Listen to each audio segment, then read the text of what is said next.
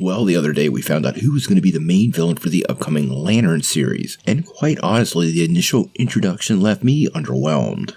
We found out recently that Garrett Dillahunt joined the cast as kind of a modern conspiracy theory cowboy, which led me and many people to wonder how could he possibly stand up against some Green Lanterns. And now there's some new theories that are forming online that align with things that James Gunn has and things in other DC movies we have confirmed. Let's take a couple minutes to talk about who might be the true villain of not just Lanterns but the DCU, and where that kaiju might have come from in Superman. Well, as of right now, Lanterns is assembling a pretty impressive cast to bring that end of the DC universe to life. So far, we've got Kyle Chandler as Hal Jordan, Aaron Pierre as John Stewart, Kelly MacDonald playing the sheriff, and Garrett Dillahunt set to take up the role of the primary villain. Now, when we found out Dillahunt was cast in Lanterns, it was reported that he was going to play, and I quote, a self-righteous, conspiracy-minded man who masked his ruthless ambition behind a charming and calculated facade.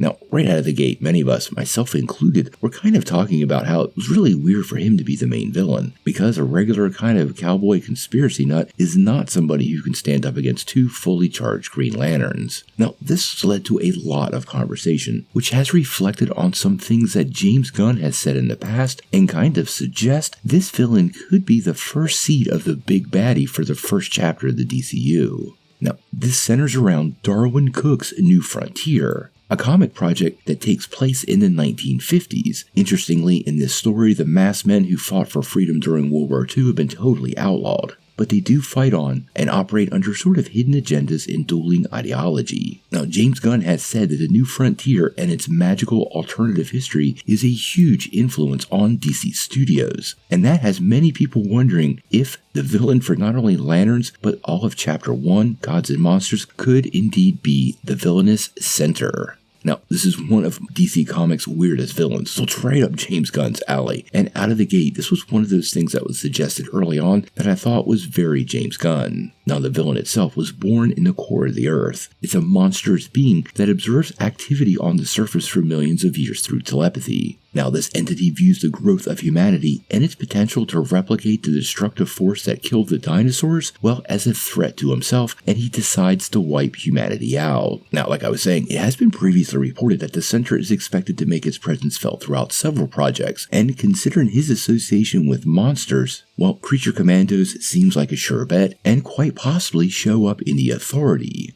Now, in the comics, the villain is also known as Dinosaur Island, and creates monstrous dinosaur-like creatures that battle the Justice League. Now, given some of those recent reports that Superman might include a kaiju, well, these pieces seem to be coming together. Now, I still fully believe Lex Luthor is the main villain of that film, and it will see Superman face off with this Ultraman clone. But I do think the film is likely to open with an action set piece, and that might be exactly where all of this ties together.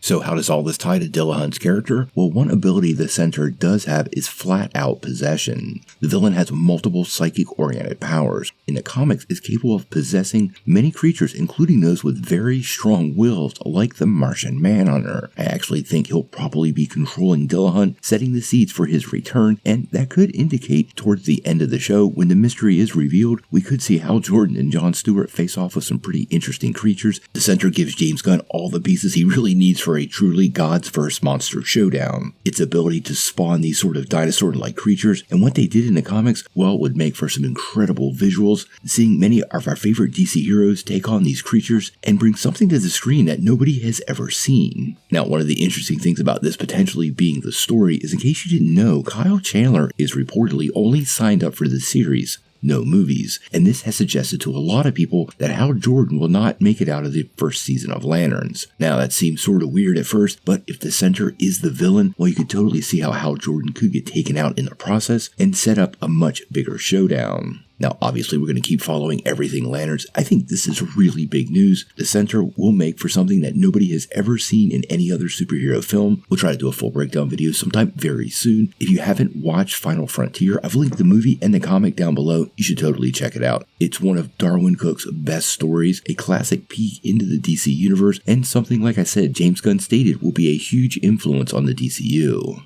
Now, before you take off, make sure you hit that like and subscribe button, ring that bell for all the updates, and make sure you get every notification, because we do daily Marvel and DC content, and we don't want you to miss any news.